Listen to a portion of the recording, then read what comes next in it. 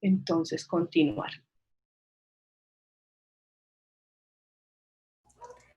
Bueno, profe, buenos días a usted y a todos los compañeros. El día de hoy nosotros le vamos a presentar en la parte de la psicobiología o la psicología fisiológica, como dice allí, en los niveles de análisis de la conducta y del sistema nervioso. El grupo se compone por Daniela Pedraza Portela, Angie Daniela Pérez, Jesús Cuastumal, Lady Cifuentes, Lina Castaño, que soy yo, y Camilo José Valverde y Karen Rendón. ¿Y la pasas, Angie, por favor? ¿No ha pasado? No, aún no.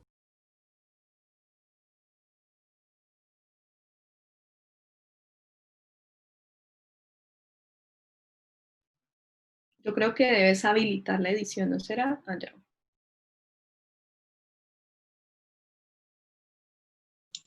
¿Ya, Lina? Sí, ahí sí ya. Bueno, en la psicología fisiológica tenemos la parte de lo que son los niveles de análisis de la conducta y del sistema nervioso. Normalmente en las explicaciones de la conducta se necesitan de estos niveles para poder dar un análisis o por decir así, un tratamiento oportuno en cada una de las enfermedades o conducta, poderlas entender como tal, ¿no? Normalmente se entiende que cualquier estudio de cualquier materia, tema, lo que sea, se empieza desde la parte más básica hasta la parte más compleja. Aquí los niveles en otra tablita, la tablita que estaba en el texto, la quisimos poner en una diapositiva aparte para poder explicarla bien. Angie, ¿me la pasas, por favor? Bueno, aquí tenemos lo que son los análisis del sistema nervioso. Empezamos con un nivel de análisis del órgano. Es complejo porque dentro de ese órgano, en los ejemplos que nos dan el cerebro y la médula espinal, se encuentra una diversidad de células, diversidad de mecanismos en los cuales se rige todo y el funcionamiento de ese órgano. Entonces, un ejemplo que nos da el texto es la parte de la agudeza visual. En la agudeza visual no se necesita como tal ir a mirar adentro del cerebro, mirar los lóbulos, mirar el funcionamiento entre las células, sino que simplemente se hace un tratamiento ya muy externo, por ejemplo, que es usar las gafas. Listo, está una desviación o está una anomalía en la parte del globo ocular, entonces envías son gafas. Allí el análisis fue a un nivel complejo, pero fue un nivel del órgano, no tuve que entrar como tal precisamente dentro de él para poder hallar un resultado de lo que necesitaba. En la parte de la región mayor tenemos en los ejemplos del sistema nervioso lo que es la corteza cerebral y el cerebelo. En la corteza cerebral tenemos que la sustancia gris que rodea todo lo que es el cerebro, también va a estar conformado, bueno, del ladito de ella, por decirlo así, están las venas, las arterias. El ejemplo también que nos dan aquí es una pérdida parcial, donde con unas gafas yo no encuentro mejoría del paciente, un ejemplo, no encuentro mejoría de que él pueda ver. Entonces ya entro a evaluar el recorrido del nervio óptico y las venas o las arterias si hay alguna obstrucción. Ahí estoy haciendo, por ejemplo, por decir así, un chequeo un poco superficial, en donde va a hacer de pronto una radiografía, un TAC, que me va a demostrar qué es lo que está pasando en esa región. Y en el cerebelo, que maneja lo que es el equilibrio y los movimientos finos, entonces una persona de que no tiene diabetes, no tiene, digamos, problemas con el colesterol y de todos modos presenta mareos o inestabilidad. En la parte de la subregión, esta subregión ya se entra más de la corteza cerebral a evaluarse. O sea, ellos empiezan desde la parte más compleja a la más simple, ¿no? O sea, la más simple sería la parte de las regiones funcionales, para que me entiendan un poquito. En la parte de las subregiones, donde yo ya entro de esa corteza cerebral a dividirla en varias partes, digamos, en lóbulos, y dentro de los lóbulos que hay cortezas que me dan el funcionamiento de las diferentes partes del cuerpo. Sigo con uno de los ejemplos que nos daba, vuelvo y lo repito, el texto, que era de la corteza visual, que se encuentra en la parte del lóbulo occipital. Entonces hay una lesión de esa área, ya sea por un accidente o algo, se entra a evaluar la parte de ese lóbulo y la parte de esa área visual para poder encontrar una solución al problema que esté teniendo el paciente. También doy un ejemplo aquí de lo que es la esquizofrenia. La esquizofrenia por lo regular es una anomalía, o sea, afecta la parte del lóbulo frontal, lo que es la corteza prefrontal y frontal media. Entonces se entra a evaluar por qué el comportamiento de la esquizofrenia o qué es lo que le está surgiendo, qué anomalía hay en esa parte del cerebro que ocasiona los trastornos de la esquizofrenia o lo que presenta ella. La unidad básica de procesamiento están los circuitos de las células nerviosas. Se da un ejemplo, les da un ejemplo de los ataques epilépticos. En los ataques epilépticos, ya que son un aumento de la actividad eléctrica, empieza con un electroencefalograma a evaluarse cuál es el circuito entre las células que está fallando y que me está ocasionando esa conducta en la persona.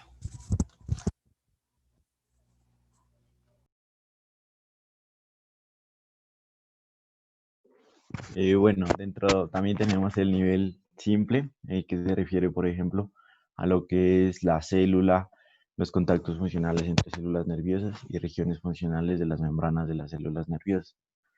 Por ejemplo, aquí nos dice que se ha llegado a la comprensión de la visión del color, cómo converge esa información sobre las células de la retina, y se han llegado a conocer células como los bastones, los conos, que son células sensibles a la luz.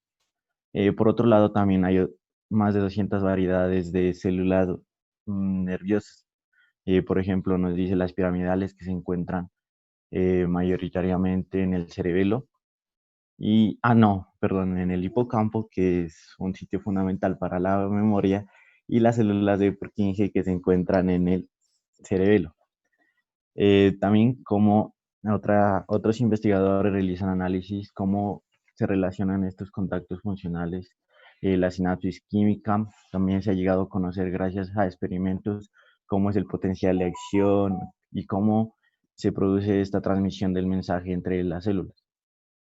Y por último tenemos el estudio a nivel de componentes de la célula, como por ejemplo el tipo de receptor y cómo puede ser estimulado por sustancias químicas, neurotransmisores o otras sustancias endógenas, generando una respuesta.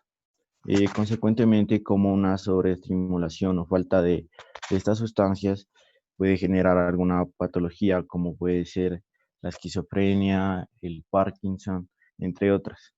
Y pues también puede generar unos trastornos conductuales.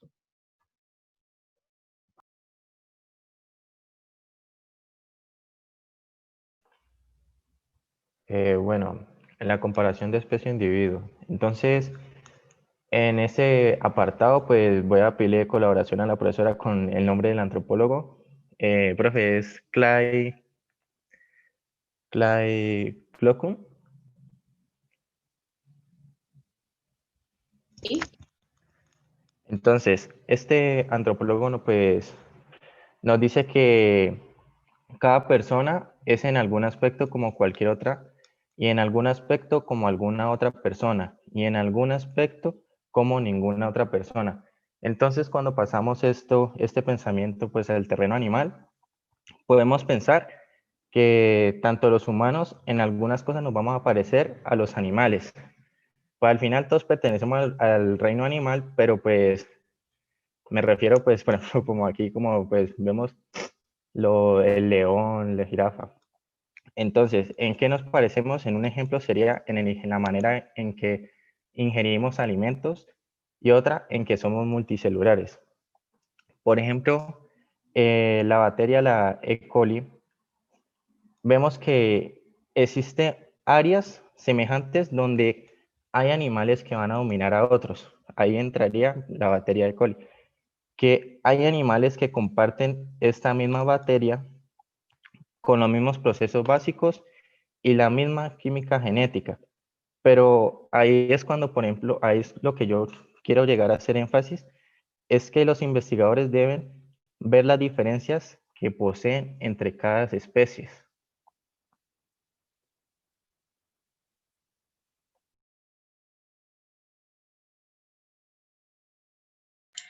Bueno, continuando lo que decía el compañero, decían que tenemos algunas características con los mamíferos, ya que compartimos la necesidad de amamantar a las crías, bien sea por relación entre madre e hijo o por alimento. con los vertebrados, ya que poseemos un cráneo y una columna vertebral, es decir, un sistema óseo, y con los primates, ya que poseemos un encéfalo grande y complejo. Listo. Muy bien, terminaron, ¿cierto? ¿O les falta? No, profe, no falta. Otro aspecto para estudiar desde la conducta son los diferentes estudios que se pueden hacer desde diferentes campos. Uno de estos es la investigación con animales. Pues ya sabemos que durante muchos años psicólogos y biólogos han querido ver las comparaciones que hay entre los humanos y otros animales y han encontrado similitudes que hay en el sistema nervioso de estos dos. Se comparten células nerviosas con características parecidas entre las excitaciones y las inhibiciones. Y esto nos ha ayudado en campos de la farmacología, entonces se recetan fármacos, se hacen análisis clínicos y que se experimentan primero en animales y esto nos ayuda a ver las consecuencias que hay en ellos para ayudarnos hacia nosotros mismos. Otra cosa es que se estudia las diferencias entre las especies de acuerdo a las adaptaciones que han tenido los animales, de acuerdo a lo que ha transcurrido el tiempo. Por eso podemos ver las gamas de colores que pueden observar unos animales y otros no. Otro aspecto es la conducta. Entonces, se observan patrones conductuales que tienen unas especies y otras.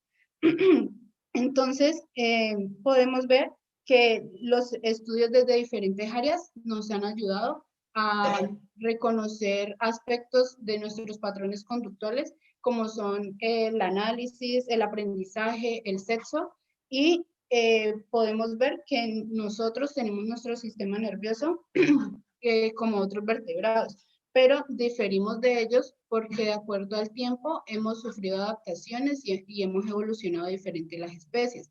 Pero asimismo, entre nosotros como especie humana, tenemos unas diferencias de acuerdo a nuestra genética, a las hormonas, a sustancias químicas o simplemente por el medio ambiente que nos influye en cada uno de manera diferente. Bueno, también dentro de estos estudios de la conducta se encuentra la percepción. Esta percepción se define como un conjunto de procesos y actividades relacionadas con la estimulación que alcanza los sentidos, mediante los cuales obtenemos información respecto a nuestro entorno y las acciones que efectuamos en él, también nuestros propios estados internos. Entonces, debemos destacar que la percepción de un individuo es subjetiva, selectiva y temporal. Es subjetiva ya que las reacciones a un mismo estímulo varían de un individuo a otro. Ante un estímulo visual se derivan distintas respuestas. Por ejemplo, una figura para algunos representará un queso, para otros una torta o un gráfico de sectores, dependiendo de las necesidades o experiencias en ese momento. La condición de selectiva en la percepción es consecuencia de la naturaleza subjetiva de la persona. Es temporal, ya que ese es un fenómeno a corto plazo. La forma en la que los individuos llevan a cabo el proceso de percepción evoluciona a medida que se enriquecen las experiencias o varían las necesidades y motivaciones de los mismos. Eso nos lleva a diferenciar entre diversas clases de estímulos. Entonces, por ejemplo, el tamaño. Este es un estímulo importante en publicidad, pues cuanto más voluminoso sea un embalaje, la posibilidad de que se le preste atención será mayor. El color también atrae más que la monocromía, es decir, algo de un solo color, por ejemplo, el blanco y negro. El proceso del efecto del color se desarrolla en la conciencia. La luz y la forma. La luz es la base objetiva de la visión y ejerce sobre el individuo una onda de presión. Por ello resulta casi tan importante como el color. El movimiento, por ejemplo, un anuncio móvil ejerce una atracción superior a la de un anuncio estático. La percepción puede ser visual, auditiva, táctil, gustativa, olfativa. En comparación con los animales, Todas las especies necesitan percibir información del medio que los rodea para poder desarrollar sus funciones vitales. Esta se realiza gracias a los sentidos, pero como cada especie desarrolla su vida diferente, resulta que la sensibilidad de los órganos sensoriales de cada uno, por ejemplo, son diferentes. Por ejemplo, las abejas distinguen diferentes colores. Las águilas poseen una excelente capacidad de visión.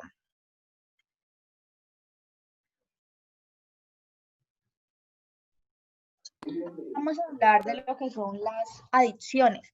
Las drogas tienen una notable capacidad de aumentar los niveles de dopamina en el cerebro. Precisamente el aumento de la dopamina en el cerebro de los adictos es lo que provoca la sensación de euforia producida, por ejemplo, por la cocaína. Cualquier conducta normal, placentera, tiende a repetirse. Es por ello que es susceptible de convertirse en una adicción. Pero eso solo ocurre cuando el individuo muestra como una pérdida habitual del control a realizar una determinada conducta, continúa con ella a pesar de las consecuencias negativas, manifiesta una dependencia de la misma, no puede quitársela de la cabeza, por así decirlo. Pierde interés por otro tipo de actividades que antes resultaban gratificantes. Lo que diferencia el hábito de la adicción es que la adicción tiene efectos contraproducentes para el sujeto. Existen adicciones tóxicas y no tóxicas. Adicciones a sustancias como el tabaco, el alcohol, ansiolítico, cocaína, heroína, etc. Y adicciones no tóxicas como psicológicas, sociales, a casos o comportamientos, por ejemplo, tecnoadicciones a las nuevas tecnologías, sexo, compras, juego, trabajo, comida. Las semejanzas que presentan las adicciones químicas y psicológicas es que constituyen una vía de escape no saludable para resolver conflictos. Estas presentan como una clara pérdida del control y dependencia. Por el contrario, hay varias diferencias entre ellas. Mientras que las adicciones tóxicas presentan dependencia como a una sustancia, las adicciones psicológicas presentan dependencia, por ejemplo, a una conducta. Pérdida de control, de interés por otras actividades, interferencia grave en la vida de la persona, ya sea social, familiar, académico, la necesidad de realizar con mayor frecuencia la conducta para obtener el efecto deseado, y cuando hay abstinencia, los síntomas cognitivos y fisiológicos son como irritabilidad, inquietud, problemas de sueño. Las adicciones comparadas con los animales. Los animales no desarrollan efectos mentales y físicos de la adicción. Por último, tenemos un estudio de la conducta que es la coordinación. Esta se puede definir como la capacidad para realizar eficientemente los movimientos de manera precisa y rápida. Es decir, la coordinación es lo que nos permite mover de forma sincronizada todos los músculos implicados en una acción para realizarla de manera más adaptada. Aunque la motricidad y el movimiento implican una gran cantidad de áreas cerebrales frontales, la principal estructura encargada de la coordinación es el cerebro. No es raro que la coordinación se deteriore con el envejecimiento, dificultando las actividades de la vida diaria. Afortunadamente, la coordinación puede ser entrenada mediante un estímulo cognitivo. Ejemplos de coordinación. Es imposible, por ejemplo, sería imposible no practicarla a la hora de correr, saltar, nadar, montar bicicleta, entre otros. La coordinación comparada con los animales. Los animales presentan dos sistemas para coordinar los estímulos que llegan al organismo y elaborar la respuesta. Son el sistema nervioso y el sistema hormonal. El sistema nervioso en los animales actúa elaborando respuestas frente a un estímulo, y este está formado por neuronas, que son las células encargadas de realizar estas funciones. Y el sistema hormonal produce respuestas lentas pero duraderas.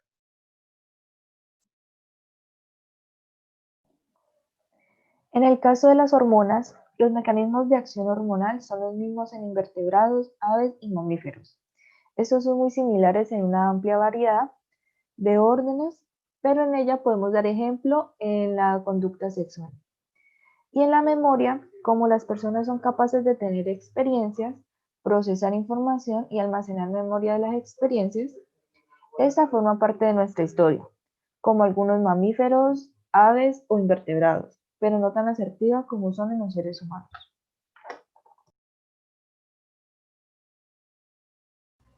Listo, profe, muchas gracias. Bueno, gracias a ustedes, muy bien. Bueno, entonces el grupo 6, por favor.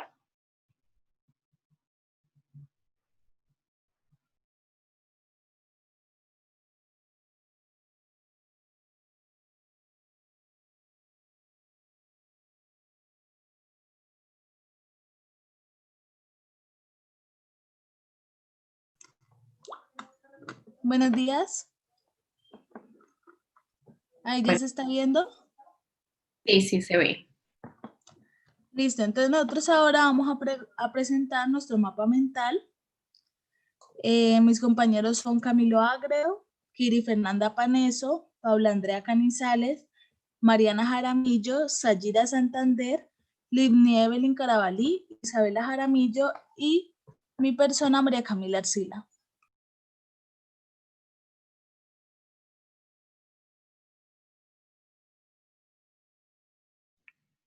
Bueno, vamos a comenzar entonces con el establecimiento de relaciones entre lo que es el sistema nervioso y la conducta.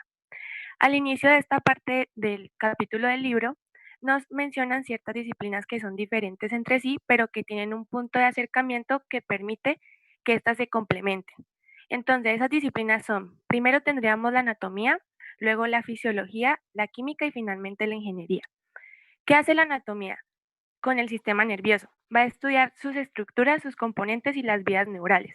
La fisiología va a estudiar cómo trabajan esos componentes de acuerdo a sus señales eléctricas. La química identifica las sustancias del encéfalo y las vías que toman esas sustancias. Y finalmente, la ingeniería trata de comprobar si algunos conceptos que se pueden aplicar a sistemas inanimados también se pueden aplicar a las funciones cerebrales. Pero bueno, pasando a la disciplina que realmente nos importa, que es la psicofisiología o la psicobiología, esta tiene un interés más bien enfocado hacia los mecanismos de conducta. Dentro de sus investigaciones vamos a encontrar, número 1, la observación y medida de la conducta, y número 2, la medida y observación de procesos y estructuras corporales. El método de investigación más común es la intervención somática. ¿Qué es la intervención somática? Dice que cuando hay una alteración, ya sea en una estructura o en una función del sistema nervioso, se van a observar cambios en la conducta. La alteración en el sistema nervioso va a ser una variable independiente y la alteración en la conducta sería una variable dependiente. Algunos ejemplos de esto, número 1, tendríamos administrar una droga a un grupo de animales sí y a otro grupo de animales no, y después comparar ambos grupos en medidas conductuales. El segundo ejemplo sería estimular eléctricamente solamente una región del encéfalo y después observar los efectos en la conducta. Y finalmente, el último ejemplo sería cortar la conexión entre dos estructuras del sistema nervioso y posteriormente medir los cambios en la conducta.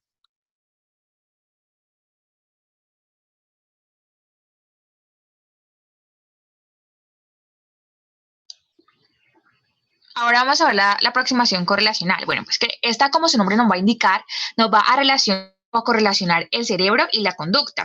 Consiste prácticamente en ver hasta qué punto van a variar o van a covariar una medida corporal y una medida conductual. Y se va a plantear lo siguiente, pues con ejemplos. Tenemos que hay variables somáticas y hay variables conductuales. Entonces lo que se quiere es correlacionar las unas con las otras. Por ejemplo, como variable somática tenemos el tamaño del cerebro y como variable conductual vamos a tener la puntuación en aprendizaje. Entonces se va a correlacionar que si el tamaño del cerebro depende, o la puntuación del aprendizaje va a depender del tamaño del cerebro. O otro ejemplo puede ser los niveles hormonales como variable somática, que se va a correlacionar con el fortalecimiento de la conducta de apareamiento como variable conductual. Entonces, de esto van a surgir dos cuestiones que serán examinadas más adelante. Entonces, van a ser, ¿será que habrá una correlación significativa entre el tamaño del cerebro y la inteligencia? ¿O se correlacionan las diferencias individuales en la actividad reproductiva con los niveles de ciertas hormonas de los individuos? Bueno, pues resulta que en este encuentro de correlaciones no va a ser tomado como una prueba de relación causal. Por ejemplo, aunque exista esta relación causal, esta correlación a mí no me va a indicar cuál va a ser la variable independiente y cuál va a ser la dependiente. Es decir, que esta correlación a mí no me va a dar una dirección. O, por ejemplo, también cuando hay casos donde dos términos puedan estar correlacionados, pero por el hecho de que un tercer factor a mí me determine el valor de cada término. Entonces, con eso se va a llegar a la conclusión de que el hecho de que exista una correlación a mí Me quiere decir que un vínculo, ya sea directo o indirecto, pero hay un vínculo entre estos dos factores. Y va a causar que los investigadores van a formular hipótesis y análisis mediante técnicas interventivas para poder realizar o demostrar estas correlaciones.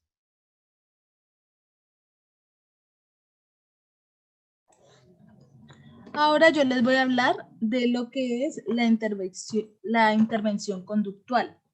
Entonces, nosotros vemos que el sistema nervioso es una red de células especializadas y si queremos definir la conducta, es la manera de comportarse de una persona en una situación determinada o hablando generalmente. Entonces, vemos que la intervención conductual estudia la conducta de un organismo y la búsqueda de cambios resultantes en la estructura o en la función corporal, donde vemos que la conducta es la variable independiente y las medidas corporales son las variables dependientes. Es decir, que si hay cambio en la conducta, hay cambio corporal necesariamente, ya que el cambio corporal depende de este. En cambio, si hay cambio corporal, no necesariamente va a haber un cambio en la conducta. Aquí nos muestran tres ejemplos en el que vemos cómo situar a dos adultos del sexo opuesto. Vamos a ver un incremento en la secreción de ciertas hormonas.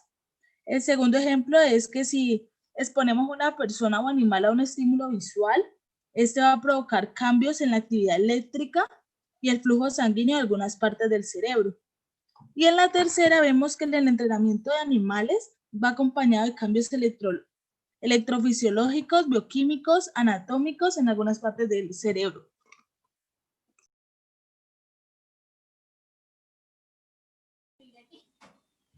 La psicología fisiológica a lo largo del tiempo ha recibido diversos nombres, pero digamos que lo más importante no es el nombre que reciba, sino el reconocer que la psicología fisiológica es la encargada de estudiar la conducta del ser humano. Esta se va a tratar en distintos campos como la psicología general, las ciencias conductuales, las neurociencias y las ciencias de la salud. En el caso de la psicología general, la psicología fisiológica va a permitir dar una comprensión profunda sobre el campo.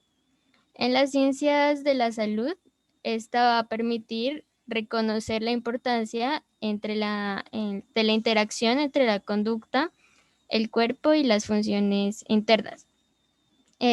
También el tener conocimiento sobre la psicología fisiológica va a permitir a las personas que enseñan o se dedican a las neurociencias a involucrarse en áreas como la psicología.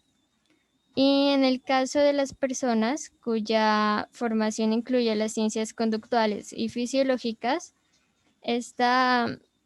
se entiende que estas personas van a necesitar las bases expuestas en la psicología fisiológica. Ya, profe. Listo, chicos, muy bien. Bueno, entonces, Profe, lo que pasa es que pues faltaba yo, pero sino que yo no tengo grupo, pero pues lo que hice fue tomar uno de los temas que se hizo y pues eh, para poderlos poner.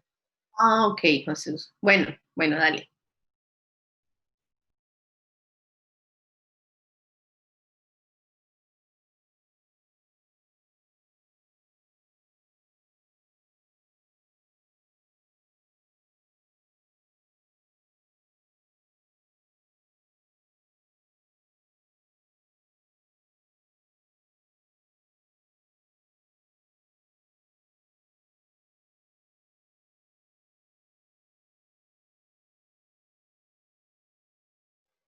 Ya lo estoy colocando, profe, es que me está fallando el computador, pero ya me estoy conectando al Zoom desde aquí para poder presentarlo. Bueno.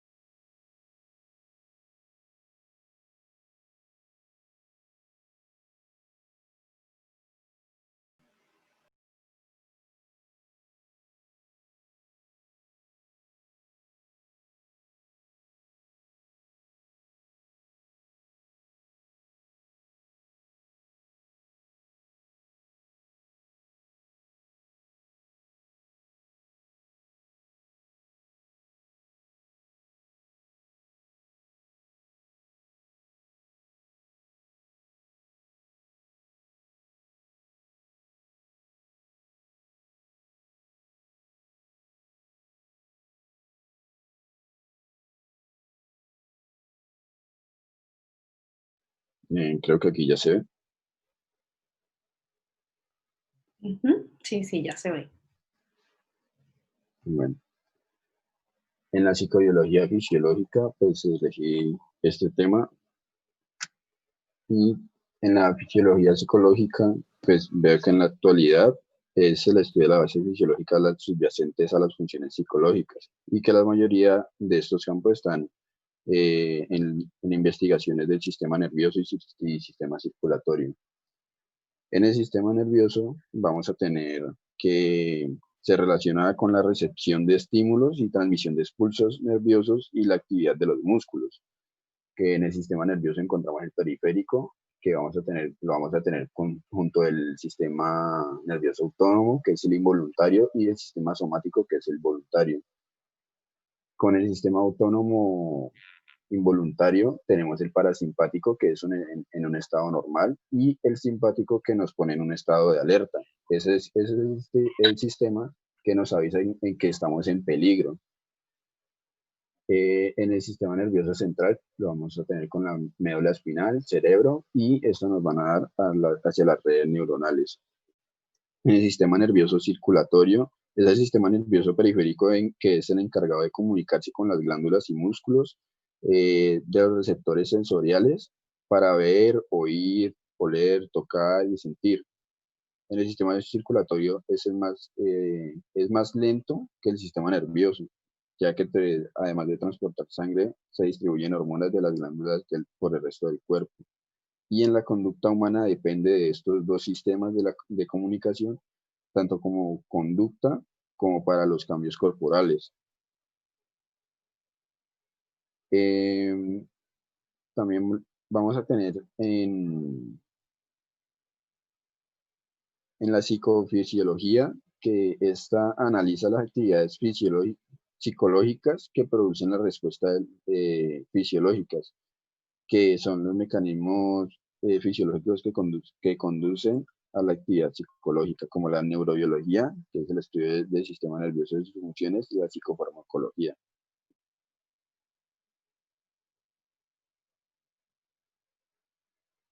Y listo, pues.